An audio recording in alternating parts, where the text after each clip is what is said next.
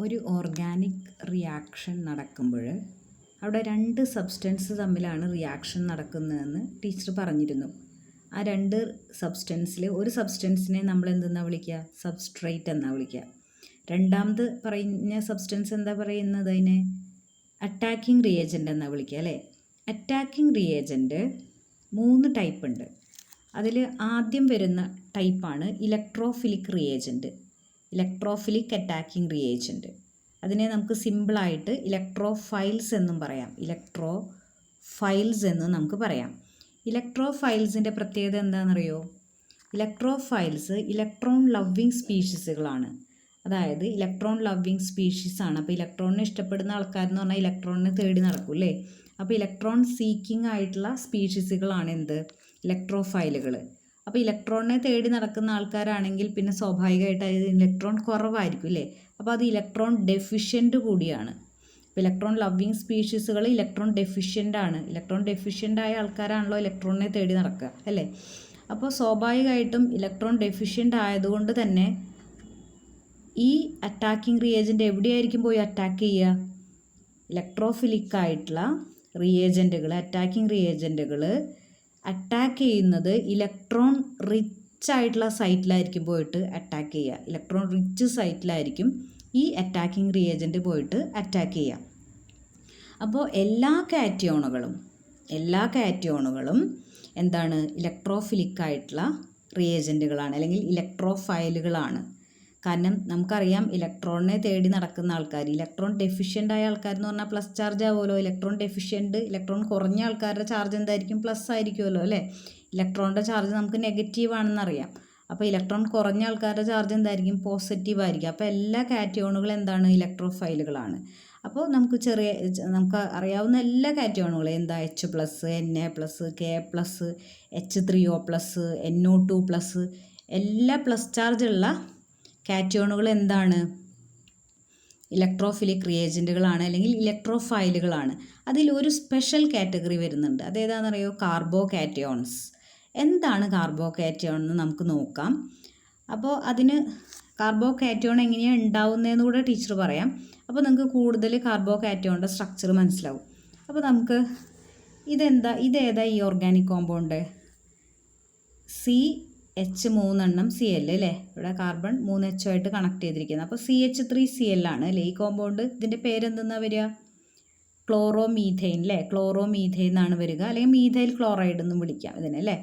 അപ്പോൾ ഇവിടെ ഈ ക്ലോറിൻ ആറ്റം ഉണ്ടല്ലോ, ഈ ക്ലോറിൻ ആറ്റം ഈ ബോണ്ടിലുള്ള ഇലക്ട്രോണിനെയും കൊണ്ടിട്ട് പോവാന്നായിരിക്കും. ഈ ക്ലോറിൻ പുറത്തേക്ക് പോവാന്നായിരിക്കും ഈ ഇലക്ട്രോണിനെയും കൊണ്ടിട്ട്. അപ്പോൾ ഇലക്ട്രോണിനെയും കൊണ്ടുപോകുമ്പോൾ ക്ലോറിന് നെഗറ്റീവ് ചാർജ് കിട്ടും. ഇലക്ട്രോൺ ഈ കാർബണിൻ്റെ നഷ്ടപ്പെട്ടു പോയ കാർബൺ എന്ത് ചാർജ് കിട്ടും? പോസിറ്റീവ് കിട്ടും അല്ലേ? അപ്പോൾ ഇവിടെ എഴുതിയിട്ടുണ്ട് കാർബണിന് പോസിറ്റീവ് ചാർജ് കിട്ടും, ക്ലോറിൻ ഇലക്ട്രോണിനെയും കൊണ്ടുപോകുമ്പോൾ ക്ലോറിൻ നെഗറ്റീവ് ചാർജ് കിട്ടും. അപ്പോൾ ഇവിടെ കിട്ടിയിട്ടുള്ള ഈ സ്പീഷീസ് ഇല്ലേ, ഇതിനെയാണ് നമ്മൾ കാർബോ കാറ്റിയോൺ എന്ന് പറയുന്നത്. ഈ കാർബോ കാറ്റിയോണിൻ്റെ പ്രത്യേകത ഒന്ന് നോക്കിയേ. കാർബണുമേ പോസിറ്റീവ് ചാർജ് ഉണ്ടായിരിക്കും അല്ലേ? കാർബോ കാറ്റിയോൺ എന്ന് വെച്ചാൽ is a cation in which positive charge is carried by a carbon അല്ലേ? കാർബണുമേ പോസിറ്റീവ് ചാർജ് ഉണ്ട്. ഇനി ഇതിന് ചുറ്റും നോക്കൂ. ഇതിന് ചുറ്റും എത്ര ഇലക്ട്രോൺസ് ഉണ്ട് കാർബണിന്? ഇവിടെ നമുക്കറിയാം ഒരു ബോണ്ട് എന്ന് പറഞ്ഞാൽ അവിടെ 2 ഇലക്ട്രോണാണ് അല്ലേ? അപ്പോൾ 2, 4, 6 ഇലക്ട്രോൺ ഉണ്ട് ഇവിടെ കാർബണിന് ചുറ്റുമായിട്ട്. അതായത് കാർബണിൻ്റെ വാലൻസ് ഷെല്ലിൽ 6 ഇലക്ട്രോൺ ഉണ്ടായിരിക്കും. അതല്ലേ അതിൻ്റെ അർത്ഥം? കാരണം എന്താ? വാലൻസ് ഷെല്ലാണ് ബോണ്ടിങ്ങിൽ പങ്കെടുക്കുക അല്ലേ? വാലൻസ് ഓർബിറ്റലല്ലേ ബോണ്ടിങ്ങിൽ പങ്കെടുക്കുക. അപ്പോൾ കാർബണിൻ്റെ വാലൻസ് ഷെല്ലിൽ അല്ലെങ്കിൽ വാലൻസ് ഓർബിറ്റലിൽ 6 ഇലക്ട്രോൺ ആണ് ഉള്ളത്. അപ്പോൾ കാർബോ കാറ്റിയോൺ എന്ന് പറഞ്ഞാൽ എന്താണ്?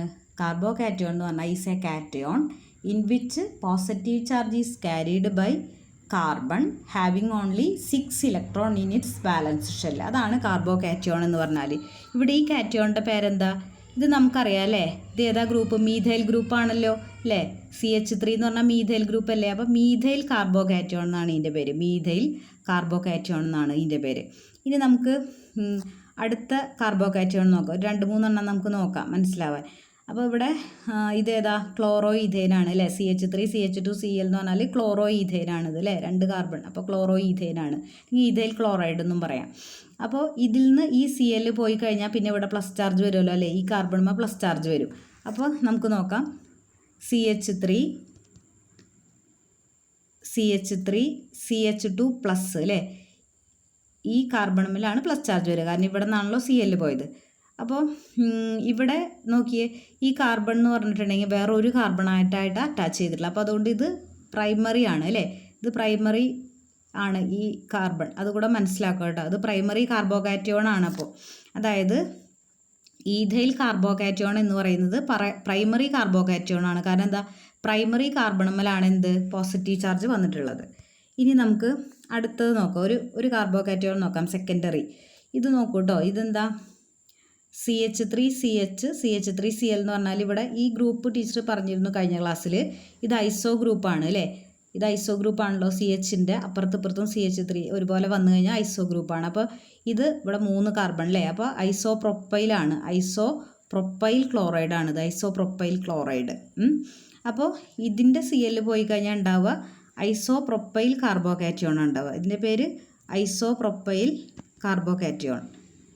അപ്പോൾ ഇത് സെക്കൻഡറി ആണ് കേട്ടോ, ഇത് സെക്കൻഡറി ആണ്. കാരണം എന്താ, ഇവിടെ ഈ കാർബൺ വേറെ 2 കാർബണാറ്റായിട്ട് അറ്റാച്ച് ചെയ്തിട്ടുണ്ട്, അതുകൊണ്ട് ഇത് സെക്കൻഡറി കാർബൺ ആണ്.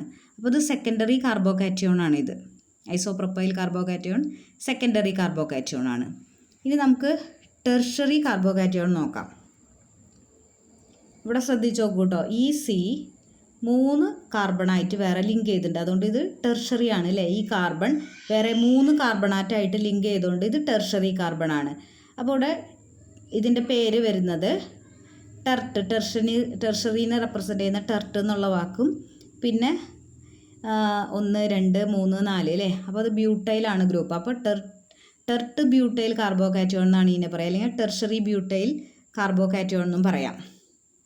അപ്പോൾ എന്താണ് കാർബോകാറ്റയോൺ എന്ന് പറഞ്ഞാൽ ഇലക്ട്രോഫിലിക് റിയേജൻറ്റുകളാണ്. അതിൻ്റെ പ്രത്യേകത എന്താ, ഇലക്ട്രോഫിലിക് റിയേജൻറ്റിൻ്റെ ഇലക്ട്രോൺ ലവിങ് ആണ്, ഇലക്ട്രോൺ ഡെഫിഷ്യൻ്റ് ആണ് എന്ന് നമുക്ക് മനസ്സിലായി അല്ലേ.